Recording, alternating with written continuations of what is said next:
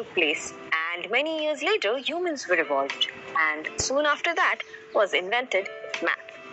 But now, why did this urge to invent math happen? I mean, we had to, for counting and measuring things. Now, in order to count things like adding, subtracting, multiplying, and dividing, they developed various ways, and we call it as algebra. And when it came to measure things, they first tried to measure land. This need to measure land gave birth to other half of mathematics, which we call it as geometry, where geo means earth and metering means to measure. But does geometry means only measuring the land? No, it's far more beyond that, as we all know now. Geometry isn't about measuring things. It is also about proving certain statements. A Greek mathematician, Thales, was the first person to give a proof of a statement that a circle is bisected by its diameter. Pythagoras was one of his most famous pupils who did an extensive work in geometry which was continued till 300 BC.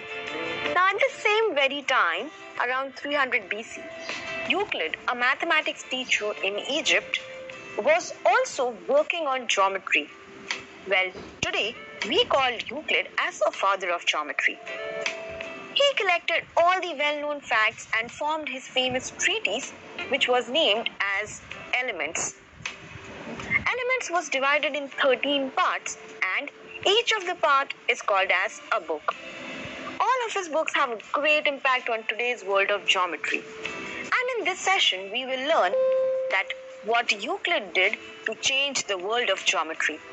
So, without wasting further more time, let's learn Euclid's approach towards geometry and connect it with what we learn today as geometry. Euclid's approach towards geometry was an abstract model of the surroundings of that time. Now, you may wonder what an abstract model is. It means that it was all his thoughts just by looking at the surroundings, and it does not have any concrete existence or proofs.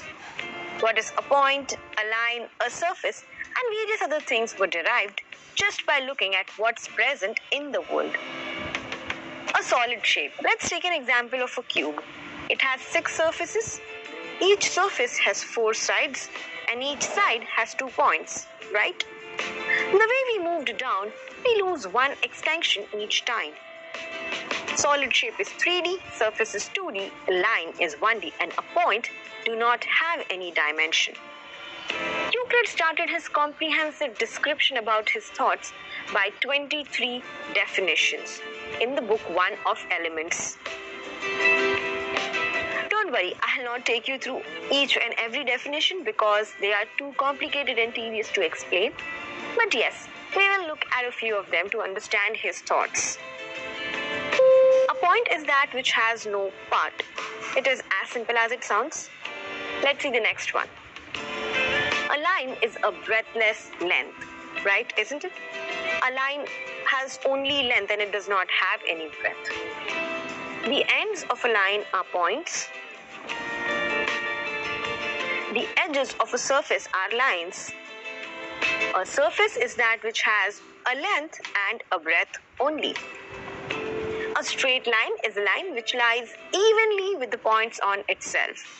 This one may sound a little complicated, but it's not. It just means that on a line, the points are evenly distributed. Now let's see the last one. A plane surface is a surface which lies evenly with the straight line on itself. This is exactly like our previous definition. Lines are evenly distributed on a surface. If we see it in a little detail, even though everything looks so simple, still certain terms in the definition needs further more explanation. Like, if we see the first definition, it has a word part, but exactly what part are we talking about? Further in the second definition, there is breadth and length. Again, we are going to need definitions for these terms. Now, if we continue this process of defining terms, we may never be able to stop. So, mathematicians decided and agreed to leave certain terms undefined. So, the terms like a point, a line, and a plane are undefined terms in geometry. We can represent these things intuitively, or we can explain them with various objects or physical models. Now, after these definitions, Euclid assumed some properties which were not to be proved. Now, you may ask why. We need a proof for almost everything in geometry, isn't it? Now, why these properties did not require any proof is because they were obvious universal truths.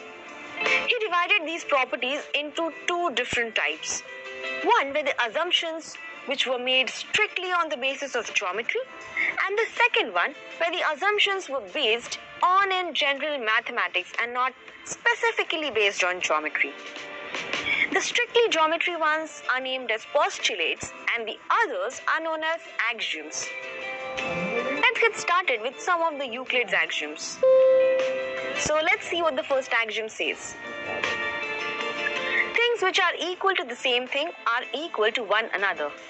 It means that if A is equal to B and A is equal to C, then B is also equal to C. Help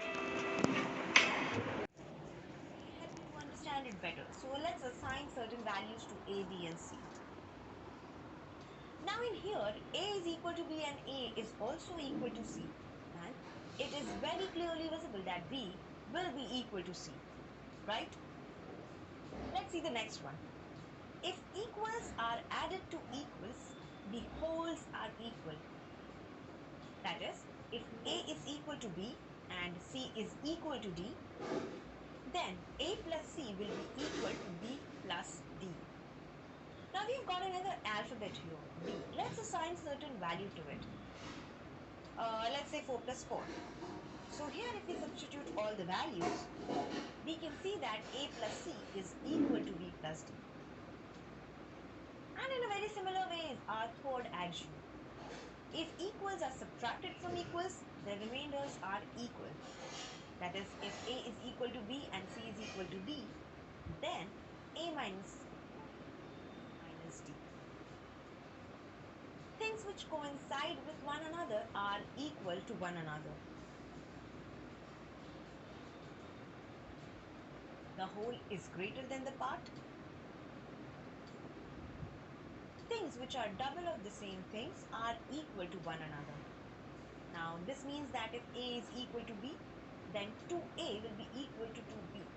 And the last axiom says that things which are half of the same things are equal to one another. That is, if A is equal to B, then A by 2 will be equal to B by 2. Here we are done with Euclid's axioms.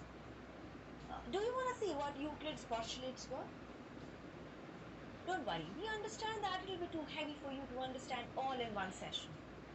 So let's do a small recap of definitions of axioms of Euclid's that led to geometry to the very next level.